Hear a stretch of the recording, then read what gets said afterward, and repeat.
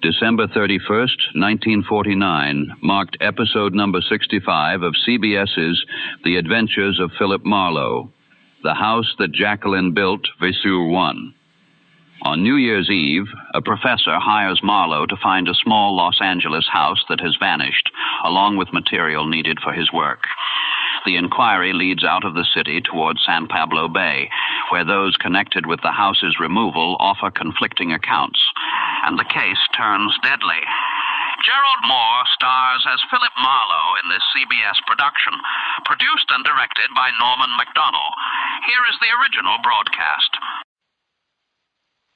I was up the coast with 2 murders behind me, telling all to a nice white-haired old lady when the clock struck 12. From the pen of Raymond Chandler, outstanding author of crime fiction, comes his most famous character in The Adventures of Philip Marlowe.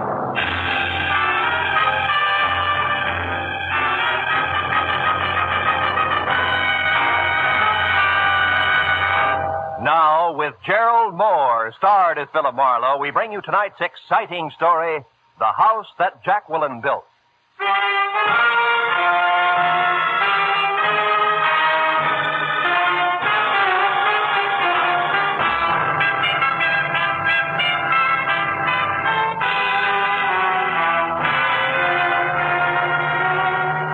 They say the end of an old year and the start of a new is a good time to take stock. To stand back and give yourself the once-over. Do a reissue on that tired list of resolutions. But for a private detective, that routine only means tallying up the times you've dirtied your hands on someone else's murder or dirtied your brain with their schemes. So you let the hide on your heart grow a little thicker, pull the part of your mind that feels things a little farther back into its shell, and maybe plan on later hunting up a cup of kindness or two someplace. But even that has a price tag on it these days. So there was work to do and a fee to collect before I could pick up the tab on an evening's fun. Hey, you're a detective? That's not a fair question. Won't you sit down? It's fantastic. I tell you, I'm going crazy with this horrible trick of fate. What's the matter? What's going The on? house, it's gone. It's vanished. What And house? all the papers with it, years of research, months of grueling work in the jungles, volumes of preciousness, all gone. Whisked away from the very heart of a teeming city, an entire house. Now, look, if you just sit down and tell me who you I are, no object. I must have action. I must locate. Who are you? Professor Felix Piper. What's all this talk about jungles and research? Botanical research, tropical herbs in South America, years of it all for nothing now because the house has disappeared. Look, you said that several times. Now, look, Professor... You investigate things. You've had experience. I want to hire you now. I go to where a house should be, a house in which I myself have stood. And what do I find? A vacant lot, a hole in the ground. And all I would... Professor, take it easy. My heart. Here, come on over to the couch and lie down. Take it easy, will you? Yes, I will. Thank you. Oh, I'll be all right. It's all been such a shock. Oh, Stuyvesant's sudden death. The long trip to get our papers and then to find the house gone. Yeah, I know. Now, look, if you just lie there a few minutes until you feel better, we'll start over. A little closer to the beginning. That's all right. Oh, Professor, what's the matter? What's happened here? Well, the data house has disappeared, and the professor's collapsed trying to tell me about it, and Oh. Who are you? I'm Professor Piper's assistant. What do you assist him with? Stephanie, I'm glad you got here. Yes, don't worry. It's nothing. I'll be all right. But let's not waste any more time. You've got to find out what happened to that house. Please, Professor Piper, don't excite yourself. Let me explain to the detective. Marlowe, Philip Marlowe. I'm Stephanie Fraser. Hello. Please, the house, Stuyvesant, the papers. All right, Professor, all right. Yes, all right. Mr. Marlowe, I presume he got as far as telling you that for over a year we've been in South America, in the interior of Brazil, studying tropical herbs. Yeah, part of that got in there somewhere, I think. Yes, of course it did. Tell him about the house, Stephanie. One step at a time, Felix. Now, look, Professor, I've got something here that'll do you the world of good. Ah. Me, too, I think. Now, try this. Take your time about Yes, it. I will. Mr. Marlowe, could I speak to you in the other room for a moment? Of course. I'll be right back, Mr. Piper. Yes, but hurry. Volatile, isn't he? Yes, but a brilliant partner. As I was saying, Mr. Marlowe, we've been almost completely out of touch with civilization for over a year. Really? You'd never know it. Beauty parlors before miracles. Mm. Please, Mr. Marlowe, let me tell you what happened. Okay. Professor Piper's collaborator and partner, Maxwell Stuyvesant, caught fever and died 3 weeks ago. Where was this? Brazil. Where the nuts come from? Nothing, huh? Look, Mr. Marlowe, they had worked together for years, and all their notes and papers were kept stored at Stuyvesant's place here at Los Angeles. We came here to get that material. And the house was gone. Fantastic, isn't it? Certainly is. We all thought Maxwell Stuyvesant's wife, Catherine, was living in it. She owned it. In her name? Yes. Maxwell actually owned nothing. He didn't want to. He was gone all the time. That didn't sit too well with Catherine, huh? Right. She wanted Stuyvesant to stay home, and he always promised her that someday he would, and they'd live a happy life together. But, well, she was a young woman. Impatient, I guess. Yeah. Where's she now? Well, one of the neighbors, an old woman, said she thought she remembered hearing that Catherine went to Nebraska. Nebraska? And that's all we know. Professor Piper and I are stumped. We came to you because we want action and want it fast. Will you help us? Well, the whole year's been screwy. There's no reason why this should bother me.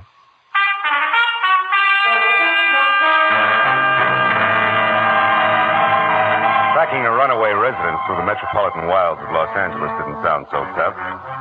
So after Stephanie gave me the address, 8840 on Orange Drive, and told me that she and the professor could be reached at Villa 3 in the Wilshire Gardens, I got in my car and drove out Orange Drive to where a house numbered 8840 should have been. I found that said house had been moved out 6 months ago. And in the middle of the night, too. But where, why, or who had done the job, nobody knew. Until I got around to a Mrs. Elma Lathrop, whose house backed the Stuyvesant place from across the alley. She blocked her front door with a waistline that said she'd never heard of rye crisp. Gave me an eye as warm and as sympathetic as an ice cube. Remember that? Huh. I should hope to tell you I remember. Craziest thing I ever saw. Them men working all day and all night, getting that little house up on rollers and out of there. I'd like to know what all the rush was about. So would I. You wouldn't happen to know where they took it, huh? No, I wouldn't. That Catherine Stuyvesant wasn't a very sociable type person. But if that's the way she wants to be, it's all right with me. That's good. Now, look, I don't suppose you'd know who she sold it to. Nope. What company did the moving? Oh, wouldn't I, though? It's the Gilligan Wrecking and Moving Company, and believe you me, the name fits. Them clumsy oxes. In such a rush, they backed a big truck over my pomegranate tree. A beautiful, full-grown tree in the pink of health.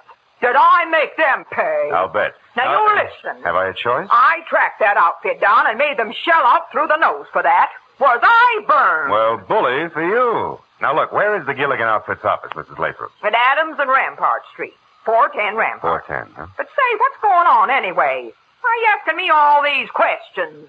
Well, frankly, I'm a pomegranate fancier myself, Mrs. Lathrop. Happy New Year.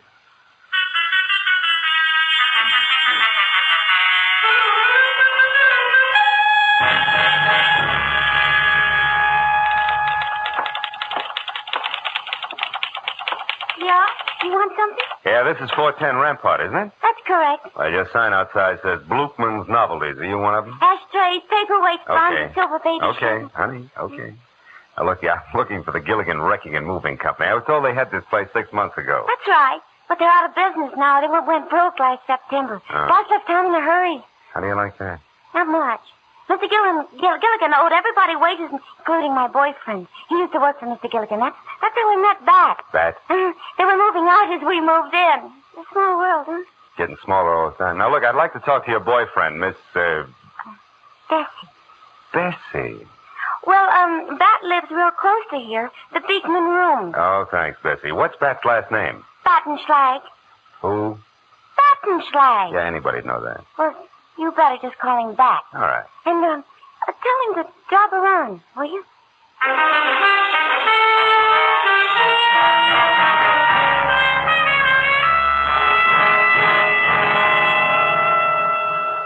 I wish I was a tender apple blossom or sunshine. I wonder who wrote those lyrics. I wish it was the sunshine and the rain. Who is it? Name's Marlowe. I want some dope on a job the Gilligan Company did, Bat. All right, just a minute. Well, how did you get to me? Bessie. Oh. By the way, she said for you to drop around. Oh, yeah? Dumb dame. Don't I every night? Come on in, buddy. Excuse the robe. I was in the shower. Sure. Now, look, Bat, were you working for Gilligan 6 months ago? Yeah, why? You remember moving a house from 8840 Orange Drive? 8840 Orange Drive. Yeah. Let's see now. Oh, yeah, that one, too. That was the screwiest deal I ever saw. Where'd you move it to, do you remember? All the way to San Pedro. Big hurry-up job. The boss kept saying we were racing the weather. Nobody could figure it. Racing the weather? Why? That beats me. We set the house off down at the end of Front Street in the Harbor Salvage Company yard. Harbor Salvage in San Pedro, Yeah. huh? Tell me, Bat, was the house empty? Well, certainly. You don't think No, Bat. I mean the furniture. Oh. Well, why? What's all the fuss? Well, some people are interested in locating that house. Oh, yeah. Oh, that's too bad. How come? Oh, I got a big hunch it didn't sit very long where we left it, buddy. The Pacific Ocean was only 6 inches from the back door.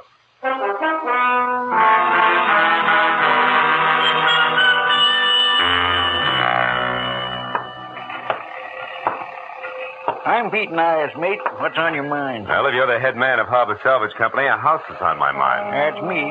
But I don't want any more house jobs. I did one this year, and that's plenty. 6 months ago, house delivered by Gilligan? That's it, mate. And I did a masterpiece, if I do say so myself.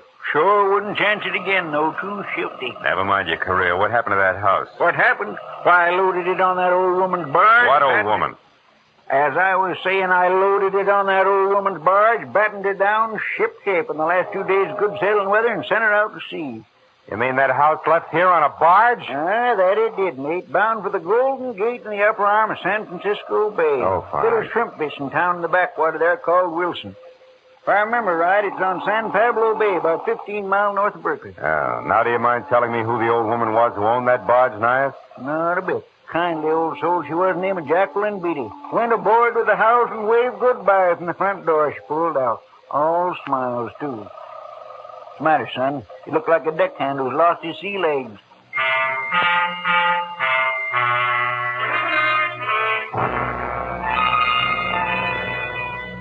What had started 3 short hours ago as a checkup on an L.A. resident had evolved itself into a chase up the coast after a houseboat, which was a project I distinctly did not want to jump into without first a nod from my client. In fact, I was ready to scuttle the whole business. So I found a phone and called Villa 3 at the Wilshire Gardens. Yeah, hello. Hello? Is that you, Matthews? Yeah. This is Marlowe. Oh, hiya, Phil. What can I do for you? But make it snappy, will you? I'm up to my ears. Hey, wait a minute. Phil, look, you called up here expecting someone else to answer, didn't you? Who? A guy named Felix Piper, maybe. Nice fit. What's the connection? Client, what fit? Ex-client, Marlowe. He's it. Somebody Huh? tagged him. Yeah, with a knife. A very fancy knife, like some Indians in Brazil use, the boys tell me. Oh. You better drop in here. Where are you now? San Pedro. What are you doing down there? Yeah, well, you wouldn't believe it, Matthews. Really, you wouldn't.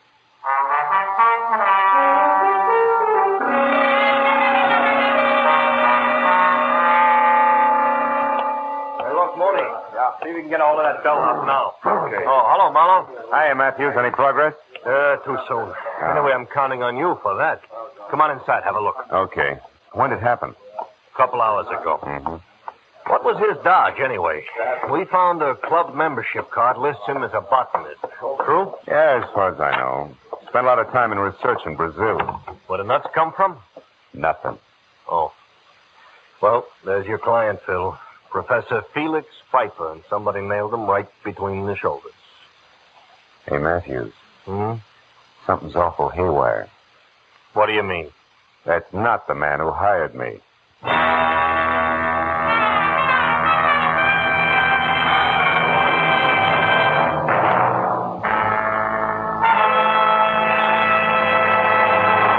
In just a moment, the second act of Philip Marlowe. But first, one fellow who made a New Year's resolution years ago not to get married certainly saw it blow up with a bang a couple of weeks ago.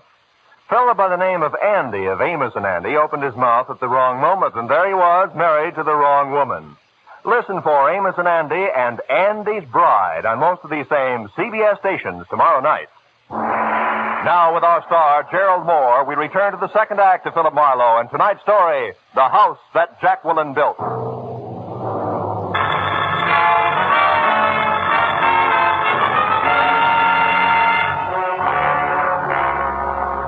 When I told Detective Lieutenant Matthews that the crumpled form at our feet identified as Felix Piper, and the Felix Piper who had hired me were not one and the same, he arched a single eyebrow slowly. When I told him the rest of the story, both eyebrows practically leaped from his forehead. So all in all, it was 30 minutes of steady gab, my solemn word that what I had said was nothing but the truth, and a blunt reminder that a private detective's license is revocable before I was free to go back to my apartment on Franklin, while the police went to work. That made it exactly 4 p.m. when, key in hand, I reached for my front door lock, just as it swung in and away from me. Come in, Mr. Marlowe. Well, A globe-trotting Stephanie. How'd my place ever get on your map, baby? Please, don't Joe come in. Thank you. Lovely apartment you've got here. Mr. Marlowe, please, this is no time to be funny. Why not?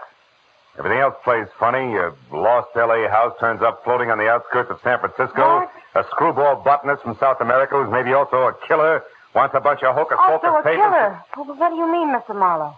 Felix Piper didn't kill Corday. Corday. That's his name, huh? You get around, don't you, Yes, kid? Martin Corday. He was on the floor of my villa when I got back. That's why I came here. The janitor left me, and I Let's thought not change the subject. This Corday, who is he? Or was he? scheming, ruthless man we knew in South America. An importer. Wait a minute. An importer wants a botanist paper? Come on, baby. Tell me the truth. Mr. Marlowe, there are no papers. Oh, that's great. You mean that all this about the house is phony, make-believe? No, it's true. But? But no papers. Only jewels. Oh, no. Rubies, Mr. Marlowe. In a little pouch.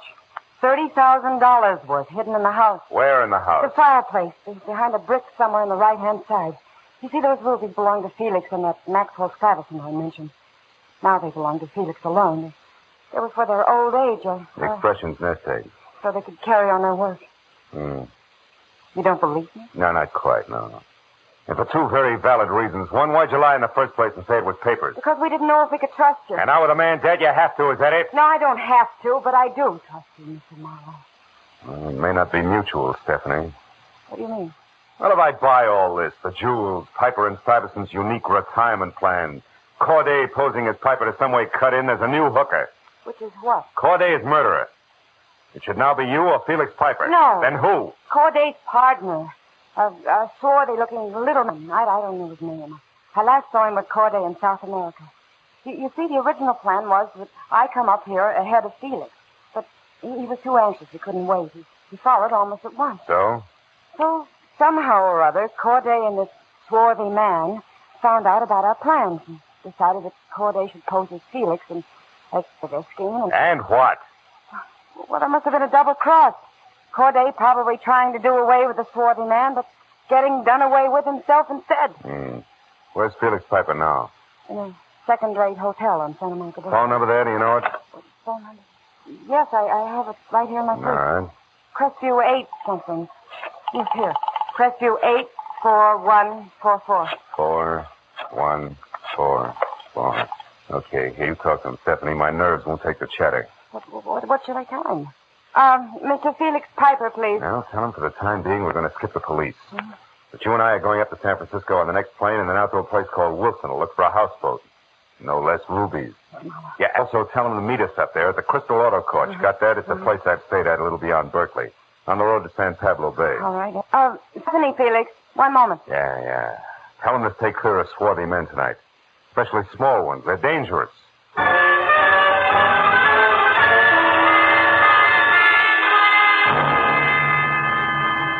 It was 2 hours and 30 minutes later when Stephanie and I drove into the quiet fishing village of Wilson on San Pablo Bay that hugged the bend of the sloping shoreline like it was afraid of falling in. Our best bet for information would be the local gas emporium. So I drove my rented car in at a round-shouldered one-pump station. Something freckled and gangling with a shock of flame for hair pulled himself out of it and arms and legs working independently, wobbled over, braced himself against the car. Gas or just information, folks. Don't be ashamed, everybody from out of town gets lost in Wilson. It's so big. Made it funny. Look, if that's the case, we'll own up right away, Red. We're looking for a houseboat. Yes. Well, then you better try the water. This boy kills himself, doesn't he? Look, Red, we're in a hurry. This houseboat belonged to a lady named Jacqueline Built. No more jokes, huh? Yeah, don't worry. There's nothing funny about that. Screwy old widow. Believe me, she's sad. Sad? Why? Well, about 6 months ago, she took every cent she had, went down to L.A., bought a house, and bought a barge, and put them both together and come back here. To do what? To sit. To do nothing. All day and all night long. She never leaves. You know why? Nope. Neither does nobody else. Except that her husband was an artist, painted sea pictures, so she likes it around the water. But she's nuts, I tell you. Acts like the place is, acts like it's made of gold. Gold? Now, look, Red, tell me, how do I get there? We're reporters from L.A. doing a story on her place. Oh, newspaper people, huh? Yeah, reporters usually are, boy. Well, that's different. Smart, Ellie. It's 1 block straight ahead, then right, and down to the bay. Thanks, Red. Happy New Year. Yeah, go ahead.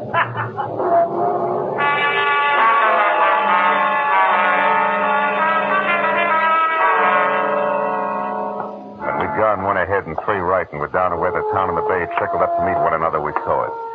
A white 3-room cottage afloat surrounded by fishing boats and assorted barges. The front door opened at our knock. Not Tugboat Annie, nor the scraggly pioneer woman, rifle-cradled in bony arms. Just anybody's grandmother, and under a white lace shawl at that. Yes, sir. Can I help you? Well, yeah, I believe so. You're Mrs. Beatty, huh? That's right. Mrs. Jacqueline Built. Oh, well, I'm Philip Marlowe, Mrs. Beatty. This is Miss Stephanie Fraser. How do you do? We're reporters from L.A. Reporter? We were going through Wilson here when we heard about your houseboat and how you brought it all the way up from Los Angeles. You had a particular reason for wanting this house, Mrs. Beatty? Oh, my, yes. What was that? Well, that's a long, long story, my boy. I see. Well, tell me, Mrs. Beatty, the house is exactly as it was in Los Angeles, huh? Oh, to a T, Mr. Marlowe. Would you like to see it? Oh, yes, we'd love to. Fine.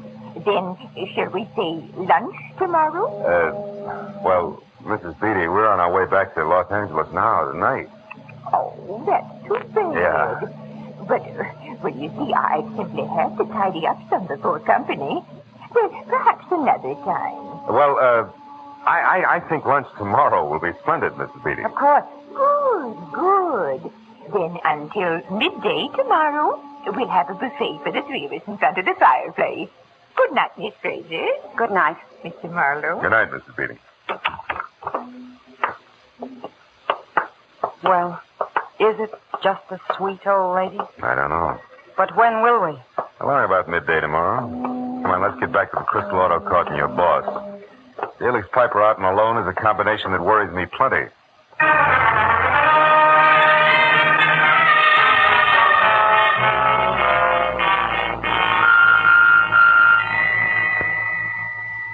No, Mr. Marlowe. Mr. Piper hasn't shown yet, but he should any minute now.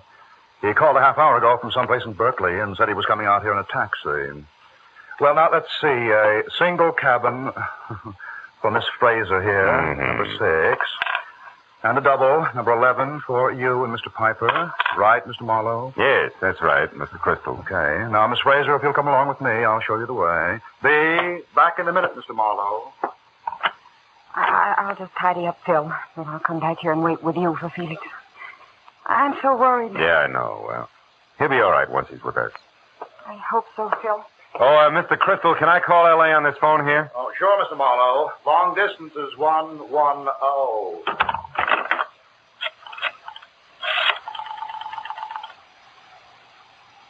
Operator.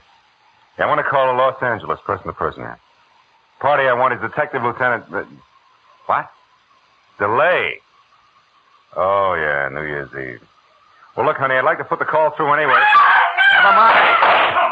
Marlowe, help! Over here! Near the big tree! He got away, Mr. Marlowe. And he killed her. It was a man. Get hold of yourself, Crystal. What'd he look like? Take it easy, fella. Hold on tight. Did you see him? Was he small, swarthy? I'm not sure, Mr. Marlowe. Crystal, think. What'd he look like? Well, he was kind of short. Maybe swarthy. It was all so fast, I couldn't tell. All right.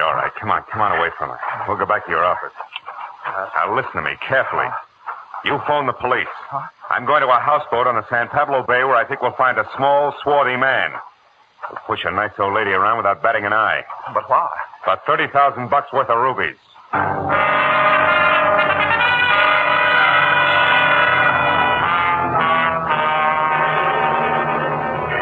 After I'd met Felix Piper and told him what had happened to Stephanie and brought him up to date on everything else, I slammed my right foot down hard on the accelerator and kept it that way until we were back at San Pablo Bay out of the car and running toward Jacqueline Beatty's houseboat, where I figured the swarthy man who seemed to know every move might show. But there I was wrong, because Jacqueline was all alone, safe and sound and surprised.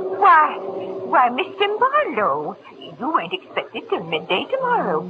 And that girl, isn't But she won't be with us, I'm afraid, Mrs. Beatty. By the way, we're not reporters, Mrs. Beatty. The lady in question is dead. And so is another man. Oh. And all because of $30,000 worth of rubies in a pouch that's behind one of the bricks in that fireplace. Yes, and I'm going to find them right away. They've got to be here. This poker should sound them out in a hurry, yes. What's that, Joe? Mrs. Beatty. We've been too long. The news of these rubies doesn't seem to surprise you. Hey, What is it, Mr. Marlowe? a hunch, Mrs. Beatty. Get out of the way. A gun. Yeah. For a man named Corday. What is it, Marlowe? What did you say? Corday. As in Martin Corday, and it looks like I was right. Yes, but it may not do you any good.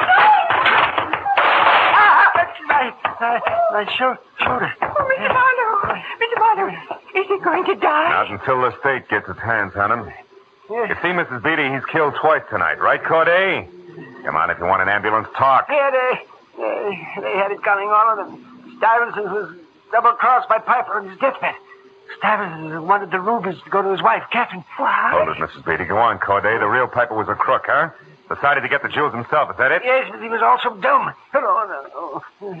Stephanie, the secretary, crossed him for a pretty deal with me. It was all her idea.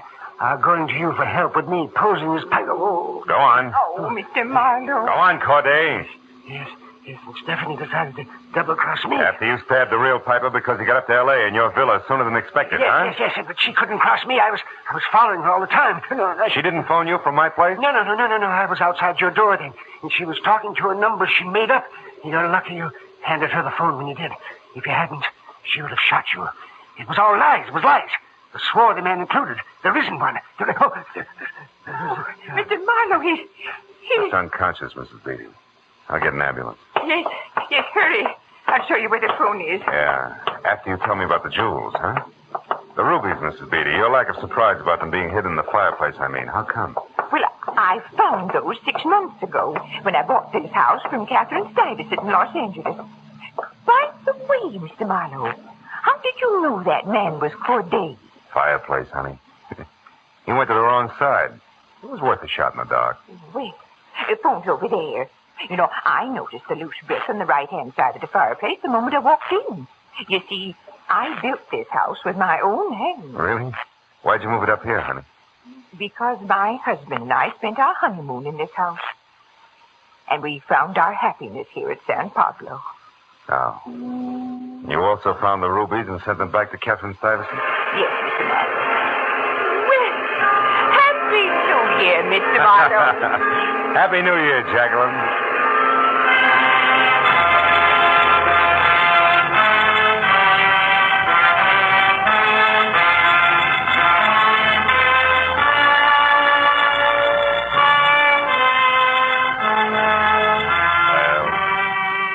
By the time I'd said goodbye to Jacqueline and walked outside, the first sun of 1950 was glinting across the waters of the bay. 1950. Another chance for Marlowe and for the world. I hope we both do better with it this year.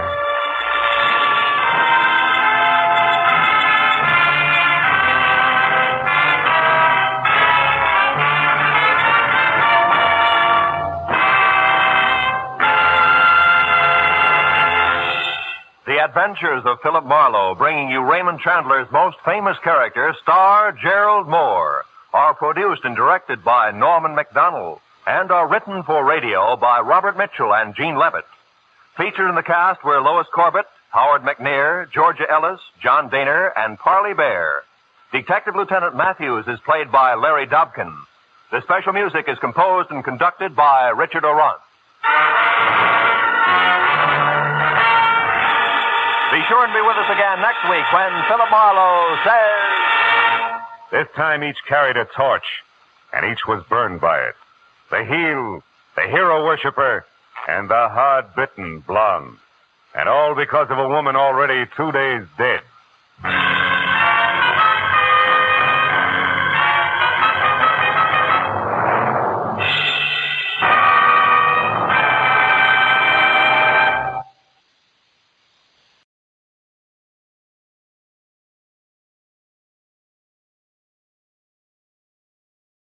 This has been The House That Jacqueline Built, Visa 1, from The Adventures of Philip Marlowe. Follow The Adventures of Philip Marlowe for more classic detective broadcasts.